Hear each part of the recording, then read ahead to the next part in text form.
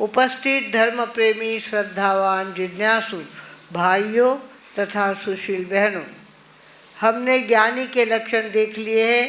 अक्रोध, वैराग्य, इंद्रिय जीतता, उसके आगे क्षमा, दया, यहाँ तक हम पहुँच गए हैं। अब आज के ज्ञानी का लक्षण है शांति। शांति गीता के अंदर जिसको स्थित प्रज्ञ कहते हैं, स्थिरावला समाधीत स्थित प्रज्ञ कसा से, कृष्णा सांग कसा बोले, कसा चाले फिरे कसा। उसके उत्तर में कृष्ण ने कहा था, न से दुखात उद्वेग, सुखाची लालसा नसे, न उल्लासे न संतापे, त्याची प्रज्ञा स्थिरावली। प्रज्ञा को स्थिर करना पड़ता है, शांत करना पड़ता है, उद्वेग उसमें से माइनस करना पड़ता है, तब जाकर के जिंदगी का सच्चा आनंद हमें प्राप्त होता है। ध्यान की गहराई मालूम पड़ते हैं और ध्यान के गहराई में उतरने के बाद शांति किस चिड़िया का नाम है, इसका हमें अनुभव होता है। भगवानों, शांति सबसे महत्वपूर्ण शब्द है। डिक्शनरी के अंदर इतने शब्द होंगे, एक एक शब्द के कई कई अर्थ है, पर शांति का कोई दूसरा अर्थ कोई निकालता नहीं। किसी भी डिक्शनरी में देखो, शांति शांति होती है, और शांति मन की शांति, वचन की शांति और शरीर की शांति, सभी सब प्रकार की शांति की साधना धार्मिकता है। इसे धार्मिकता कहते हैं। धार्मिक जो होता है वो पहली बात तो कर्ता भाव रखता नहीं, मैं इसको करने बताऊला, मैं उसको करने बताऊला, इस तरह से कर्ता भाव जो रखता है, अरे तेरे आयुष्य का तुझे भरोसा नहीं है, सामने वाली परिस्थिति का भरोसा नहीं है, और तू कहता है ऐसा करूँगा वैसा करूँगा। बंगला बांधते बांधते आधा बंगला छोड़कर लोगों को मृत्यु के ग्रास बनना पड़ता है। ऐसे कई उदाहरण है। बंगलो बांधन निकला होता है, तो बंगलो बांध दियो, स्लैब नाक दिया और बीचे बेजिसा रवाना होगा। तो इस तरह से कर्ता भाव नहीं चाहिए, अहम भाव नहीं चाहिए। मैं इस तरह से जो अहम भाव में होता है, उसको उसके ईगो को धक्का लगता है तो वो दुखी होता है। तो ये दुखी का कारण, अशांति का कारण क्या है? तेरा अहम भाव है। उसके बाद भोक्ता भाव, मैं तो इतू ही बदामा खाने बताऊला, मैं इतना काजू खाने बताऊला, मैं इसो जिम ने बताऊला। अरे तू भोक्ता, तेरे पास ताकत ही उतनी है, तू ज़्यादा खा ही नहीं सकता, ज़्यादा उपभोग कर नहीं सकता। कितना भी बड़ा घर लिया, एक गादी जितनी जगह आदमी को सोने के लिए लगती है, हर कमरे में वो सो सकता है नहीं। तो भोक्ता भाव भी नहीं चाहिए। और उसके बाद मम भाव, मारो मारो मैं मारो, इसके अंदर आदमी अपने ज़िंदगी को बर्बाद कर रहा है। मैं और मेरा कुछ भी नहीं है, जो है वो है, और इसके बाद जो होना होगा सो होने वाला है। इस तरह से वो ध्यान रखे तो उसकी ज़िंदगी में शांति आ सकती है। आदमी कई प्रकार से अशांत होता है। पहली बात तो कुदरत के कारण से अशांत होता है। कुदरत के कारण बहुत सारा पूर आ गया। अभी देखो पंजाब में इतना पूर आ रहा है, बाढ़ आ रही है, उधर उत्तर प्रदेश में इतनी बाढ़ आ रही है, दिल्ली में इतनी बाढ़ आ रही है, हिमाचल प्रदेश में इतनी बाढ़ आ रही है। लोगों को कुछ भी करना सूझ नहीं रहा है, पानी ही पानी चारों तरफ, और देखते देखते घर सारे बह करके जा रहे हैं। ये कुदरत का करिश्मा है। कब आदमी को दुखी बनाएगा इसका कोई पता नहीं है। कुछ दुख होते हैं स्वकृत दुख, अपने हाथ से तैयार किए हुए दुख। एक आदमी को बहुत खांसी आ रही थी। भाई खांसी क्यों आ रही है? इतनी ज़्यादा बीड़ी मत पियो, बीड़ी मत। देखो कितनी खोखला है तो चाली, पर मैं तो बीड़ी पिऊ न सोडणार, मती सोडो खोको, अजून खोको था ना, छातीत लागल तो किरो काही जावणार आहे। तो यह आदमी अपने हाथ से दुखी होता है, बहुत चाय पी करके पित्त कर लेता है, गलत काम करके अपने ज़िंदगी में बीमारी को बुला लेता है। भागवनों स्वकृत दुख भी दुख होता है। इस तरह से कई प्रकार के दुख से आदमी अशांत होता है और हमें तो शांति की साधना करना है। शांत ऐसे शांत होना है कि कोई हमको अशांत कर नहीं सके। एक गांव के अंदर एक फकीर ने गांव के बाहर डेरा डाला था। फकीर ने गांव के बाहर डेरा डाला था और भिक्षा के लिए गांव में आता था, भिक्षा लेकर के वापस चला जाता था। एक लड़की ऐसी थी जो गलत काम कर लिया, उसने गलत काम कर लिया और वो गर्भवती हो गई। उसके पिता एकदम गर्म हो गए और कहने लगे, मूर्ख, किसने ये गलती की है, बता दे किसका नाम। उसने क्या कर दिया, उस योगी का नाम बता दिया। गांव के बाहर झुपड़ा डाल के बैठा हुआ था, वो सन्यासी का नाम उसने बता दिया। मेरे गांव में रहता है, मेरी रोटी खाता है, मेरे गांव की रोटी खाता है और यहाँ मेरी लड़कियों को खराब करता है। अभी जा कर के उसको बता देते क्या तेरी औकात है। और गांव के 5-25 लोगों को लेकर के वो कहाँ चला गया, पापी मूर्ख, तूने मेरी लड़की को खराब किया है, मेरी लड़की को इस तरह से गर्भवती बना दिया है तूने, निकल बाहर, निकल बाहर। बेचारा बाहर आके बैठ गया। उसने कहा, क्या हो गया है, मेरी बेटी गर्भवती हुई है, उसने तेरा नाम बताया है। उसने कहा, इज इट सो, ऐसी बात है। उसको कोई दुख नहीं हुआ। उसको यहाँ तो इतना सा कहो तो तुरंत गुस्सा आता है, पर वहाँ उसने कहा, इज इट सो, ऐसी बात है, कोई बात नहीं। वो बच्चा लाया वो आदमी उस लड़की का और क्या कर दिया, उसके पास रख दिया, उसके गोद में डाल दिया, संभाल तू, तेरा पाप तू संभाल, हमको नहीं चाहिए ऐसा। और वो बच्चा बेचारे उस सन्यासी ने ले लिया, हाथ में बच्चा लिया, उसको झोली उसके लिए बांधी, उसको उसका रोना बंद किया, सब कुछ किया, किंतु माँ का दूध कहाँ से लाए वो। माँ का दूध तो माँ के पास ही होता है। और बच्चे ने रो रो करके घर सर पे ले लिया था। बेचारा सवेरे सवेरे कहाँ गया, उस बाई के घर गया और कहने लगी, माँ कुछ भी कर, मुझे जो दंड देना है वो दंड दे, पर तेरे बच्चे को दूध पिला दे, तेरा बच्चा बहुत भूखा है, बहुत रोता है, इसे तू दूध पिला दे। और माँ से भी नहीं रहा गया। माँ ने कहा, पिताजी को कहा, मैंने गलत आदमी का नाम बताया, मैंने सोचा सन्यासी का कौन बाप होता है, सन्यासी का नाम ले लो तो अपने ऊपर झंझट नहीं आएगी।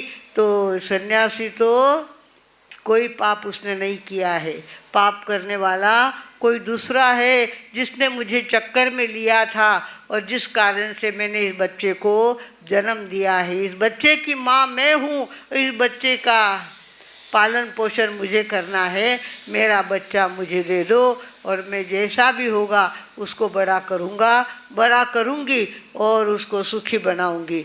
इस तरह से भगवानों वो सन्यासी उसने क्या कहा, इज इट सो, ऐसी बात है।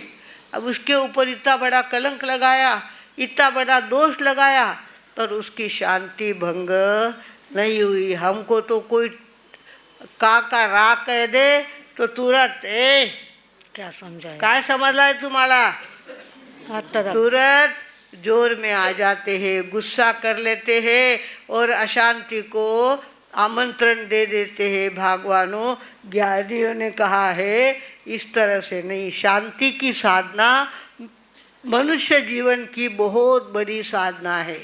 संत रामचरितमानस के अंदर कहा है, समदर्शी इच्छा कछु नाही, हर्ष शोक भय नहीं मन माही। अस सज्जन मम उर बसे ऐसे, लोभी हृदय बसहु धन जैसे। समदर्शी इच्छा कछुराई, जो सबको एक निगाह से देखता है, उसके बड़ी श्रीमंत और गरीब का भेद उसके दिमाग में नहीं आता, सुंदर और कुरूप का भेद उसके मन में नहीं आता, सबको एक निगाह से देखता है, समदर्शी होता है। और इच्छा उसकी कुछ नहीं होती, मुझे ये चाहिए वो चाहिए वो चाहिए, ऐसा कुछ भी उसकी मांग होती नहीं है। ऐसे लोग कहते हैं राम जैसे हृदय में बैठते हैं, ऐसे ऐसे ऐसे अस सज्जन मम उर बस कैसे, तो कहा है मेरे हृदय में ऐसे लोग कैसे बैठते हैं, जैसे लोभी के मन में लोभ बैठा रहता है, धन बैठा रहता है, ऐसे ऐसे भगत मेरे हृदय में बैठते हैं, मैं उनको सहायता करता हूँ। भगवानों, हमें भी अपनी जिंदगी में शांति की साधना करनी है, शांति में ही अपने जीवन को आगे आगे बढ़ाना है। पर हमारी इंद्रियां हमें कुछ सूझने नहीं देती, इंद्रियों के मन में तो कुछ न कुछ आते रहता।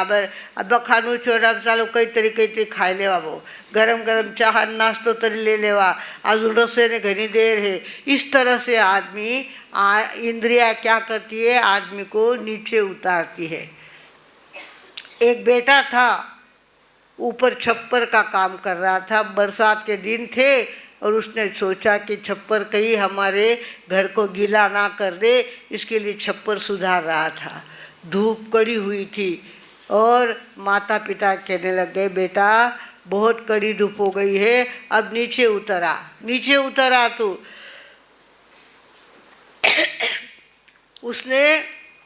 उसको काम का इतना ज़्यादा मूड आया था कि उसको धूप ध्यान में ही नहीं आ रही थी। और माँ बाप कह रहे थे तुझे बुखार आ जाएगा, तू बीमार पड़ जाएगा, तू नीचे उतर आ जाए। वो कुछ भी करने को तैयार नहीं, वो तो अपना काम करता रहा। उसका 6 महीने का बच्चा था, उस लड़के का बच्चा था। उस बच्चे का पलना ला करके उन्होंने क्या कर दिया, धूप में रख दिया और कहा, ऊपर से बेटे ने कहा, पिताजी उसको धूप में मत रखो, उसको अंदर ले जाओ, उसको बुखार आ जाएगा। अरे उसको बुखार आ जाए तुझे क्या होगा, वो तेरा बेटा है, तू मेरा बेटा है।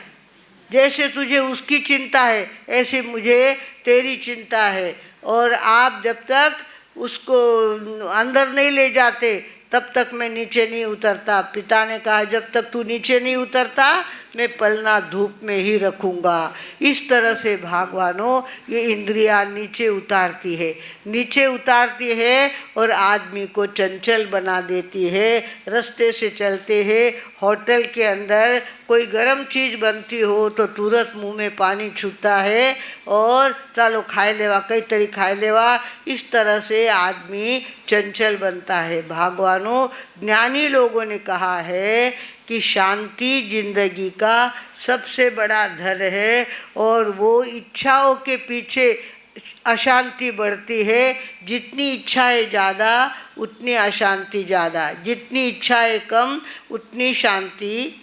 इच्छाओं की तोड़ो मीनारे, सुख यदि पाना चाहो प्यारे। इच्छाओं की तोड़ो मीनारे, सुख यदि पाना चाहो प्यारे।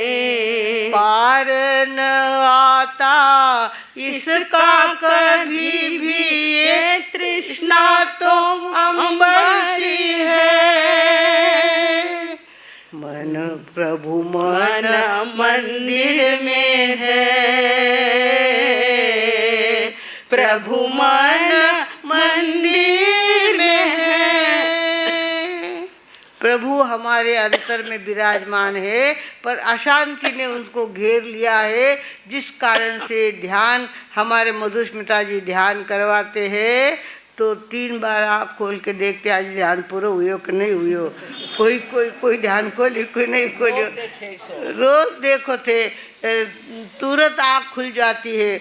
बाकी बातों में भोजन करने बैठो तो ध्यान सिर्फ भोजन की तरफ होगा और दूसरी जगह नहीं होगा।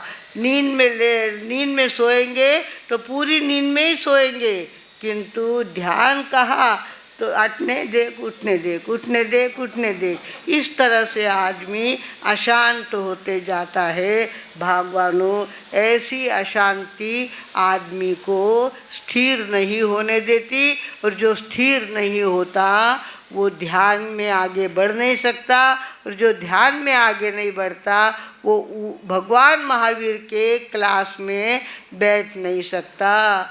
आशा तृष्णा माया अपमानाच बीज, आशा तृष्णा माया अपमानाच बीज, नासिलिया पूज होई जेते, नासिलिया पूज होई जेते, आशा तृष्णा माया अपमानाच बीज, अधीराशी नाही चालू जात मान, अधीराशी नाही चालू जात मान, दुर्लभ दर्शन धीर त्याचे, दुर्लभ दर्शन धीर त्याचे, आशा तृष्णा माया अपमानाच बीज, आशा तृष्णा माया तुका म्हणे नाही आणि काशी बोला, तुका म्हणे नाही आणि काशी बोला, वाया जाय मोल बुद्धी पाशी, वाया जाय मोल बुद्धी पाशी, आशा तृष्णा माया अपमानाच बीज, आशा तृष्णा माया। आशा तृष्णा आणि माया हे अपमानाचे कारण आहे, आणि खास करून मनाला अशांत बनवणाऱ्या या इच्छा आहेत। आशा असो, इच्छा असो, तृष्णा असो, या सगळ्याला मनाला अशांत बनवणाऱ्या वस्तू आहेत। त्याच्यापासून दूर राहण्याचा प्रयत्न करता आला पाहिजे। भाग्यवंतांनो, आम्हाला आमच्या जीवनाला शांती कशी लाभेल हाच एक प्रयास करणं खूप गरजेचं आहे। ज्ञानी के लक्षण में दया, क्षमा, शांति। शांति ये जिंदगी का बहुत बड़ा धन है, और वो धन जिनको हासिल हो गया है वे जिंदगी में सच्चे सुखी है। और जिनके जीवन में शांति नहीं है वो आदमी चाहे जितने अमृत के घोट पिए, चाहे जितनी बढ़िया रसोई जिमे, उसकी अशांति कोई दूर कर सकता नहीं, और वो अशांत होते रहता है। अशांत होना ये अज्ञानी का लक्षण है, और शांत हो जाना ये ज्ञानी का लक्षण है। हमें भी हर प्रकार की शांति प्राप्त करनी है। घर में गए, बाहर गए, कहीं भी गए, हमारी शांति हमारे साथ होनी चाहिए। जो ज्ञानी लोग होते हैं बड़े शांत होते। विनोबा भावे के दर्शन के लिए उनके भाई शिवाजी भावे, हम धुलिया में थे और शिवाजी भावे वर्धा गए विनोबा जी के दर्शन के लिए। 6 दिन वहाँ पे रह के आए। हमने पूछा तुम्ही काय काय गोष्टी केल्या हो भावाभावानी? कसल्या गोष्टी म्हणे? गेलो तेव्हा पाया पडलो आणि आलो तेव्हा पाया पडलो, याच्याशिवाय आमचं काही बोलणं झालं नहीं। कुछ भी नहीं हुआ। गया तो पैर छुआ और आया तो पैर छू के आया हूँ। बाकी हमारी कोई बातें, हम फालतू बातें करते नहीं है। भावे परिवार इतना ज्ञानी था जो इतने 6 साल के बाद 2 ही भाई मिले थे, पर कोई बात नहीं। और हमारे यहाँ तो लड़कियाँ पियर आती है तो न जाने क्या बातों की झड़ी लगाते हैं। हमारी सासू हमारी हाँ मोबाइल तो चालू ही है। हमारी सासू शीन मारा घर में इसो है, माना घरे इसो है। इतनी बातें करेंगी जिससे पूरी बुद्धि हमारी क्या हो जाती है, कमज़ोर पड़ जाती है। ज़्यादा बड़बड़ करने से बुद्धि कमज़ोर पड़ती है, ज़्यादा बोलने से मन अशांत होता है। देखो घुंघरू बहुत बोलने वाले पग में पहने जाते हैं, पग में पहने जाते हैं। मौन धारने वाले हीरे मस्तक पर चढ़ जाते हैं, मस्तक पर चढ़ जाते हैं। मुक्ताहार को देखो जिसने जग हृदय की पाई है। मौन साधना करना प्यारे, मौन सदा सुखदाई है। मौन साधना करना प्यारे, मौन सदा सुखदाई है। आत्म शांति का अनुभव होता सुख की यही दवाई है। मौन साधना करना प्यारे, मौन सदा सुखदाई है। भगवानों, कल जिनसे तपस्या नहीं हुई उन्होंने मौन की साधना करके कल के दिन को सार्थक किया है। हमें भी चाहिए, हमें कुछ तप ना होता हो तो मौन का वर्षित तप तो कर सकते हैं ना। मौन का वर्षित तप करना बड़ा आसान होता है। एक दिन बोलना, एक दिन बोलना बंद, एक दिन बोलना, एक दिन बोलना बंद, इस तरह से भी वर्षित तप करे तो तो बोलन री इतनी सवय लागी है ना, बोलन री बोल्या बिना खायडो पचेच नाही। काहीतरी बोल्याशिवाय, काहीतरी पंचायती कर्याशिवाय मन ने जीव सोरो हुए नहीं। तो भगवानों, हमारे यहाँ भगवान ने तपस्या करी। पहले तो 12.5 साल तक उन्होंने मौन रखा। कितनी बड़ी बात है। इतने बड़े राजकुमार थे, इतनी बड़ी सत्ता उनके हाथ में थी, इतनी संपत्ति हाथ में थी, फिर भी उन्होंने क्या किया, मौन की साधना को स्वीकार कर लिया। और चाहे जैसे प्रसंग आए तो भी उन्होंने अपनी मौन तोड़ी नहीं। उन भगवान के अपन चेले हैं, हमारा भी काम है हम मौन की साधना में प्रैक्टिस करना चालू करें। रोज़ नहीं होती है तो 1 घंटे के बाद मौन, 1 घंटा बोलना, 1 घंटा फिर मौन, 1 घंटा बोलना, 1 घंटा फिर मौन, के बाद 3 घंटे मौन करो और 1 घंटा खुला रखो, 3 घंटे मौन करो, 1 घंटा खुला रखो। ऐसा कुछ भी हो, मौन की साधना शांति की साधना है। शांत अगर हमारे जीवन में शांति हमें अपेक्षित है तो हमें चाहिए हम मौन की साधना। रीस के बल पे मौन ले लेते वो कोई बात नहीं है। मैं बोलूँच नहीं रहने साथे, मैं बोलना बंद करे, वो के गणतों को नहीं काम करे थे। बोलना बंद करना, मौन ले ले, नींद बोलना नहीं, वो तो ऐसा नहीं होता। मौन तो मौन ज्ञान युक्त मौन होनी चाहिए और उस मौन की साधना करने से शांति हमारे जीवन में उतरती है। जब शांति जीवन में उतरती है तो आत्मा का अनुभव होने लगता है, ध्यान लगने लगता है और भगवान ने क्या किया ये बातें हमारे ध्यान में आने लगती है।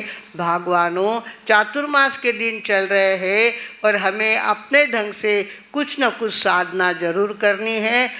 अपनी शक्ति के अनुसार जो साधना करेगा वो निश्चित रूप से इस जीवन में तो आनंद प्राप्त करेगा ही, अगले जीवन में भी अनंत सुख प्राप्त किए बिना नहीं रहेगा। इतना बोलकर अब मैं विराम लेती हूँ। ओम शांति।